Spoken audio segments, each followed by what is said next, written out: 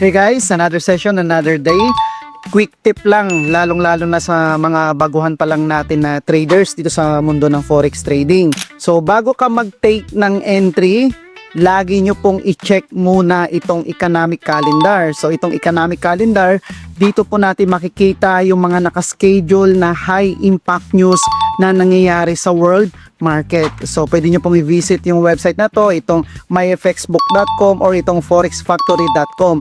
So dito makikita natin sa website yung mga nakalagay dito, may low, may medium, may high. Itong mga medium at saka high, ito yung mga high impact news na nangyayari dito sa market. Dito natin makikita yung araw at anong oras na mangyayari yung high impact news para maiwasan natin during this time na mag-trade. Kasi guys, based sa experience ko, and then most of the traders during high impact news, hanggat maaari iniiwasan namin to. Kasi during this time guys, hindi po natin control yung market. Ang galaw ng market, napaka-volatile, and then yung spreads, napakalawak.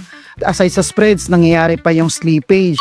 Ano yung slippage? Ibig sabihin ng slippage guys, halimbawa, nag-take ka ng entry, yung stop loss level mo is worth around, sabi natin $20. Pero during slippage, imbis na $20 lang yung makaltas dun sa capital mo, minsan sumusobra pa. So minsan naging $30, $40, $50, depende po yan. So hanggat maaari, tignan po natin tong myfx.com, lalong-lalo na bago mag-start yung Monday. 'Di ba sa channel natin, lagi ako nag-upload ng Forex Weekly Outlook natin. Nag-analyze ako kung ano ba yung magiging takbo ng market for the coming week. So isa sa mga nakakatulong sa trade ko itong economic calendar. So i-check po natin to para at least maiwasan po natin na malos ng malaki along the way dito sa trading journey natin. I-alarm nyo po yung cellphone nyo or dun sa desktop or laptop nyo. Pwede po kayo mag-install dun ng extension, lalo na dun sa Google Chrome. Habang na nakatingin kayo sa chart, minsan bigla na lang siya magpa-pop up.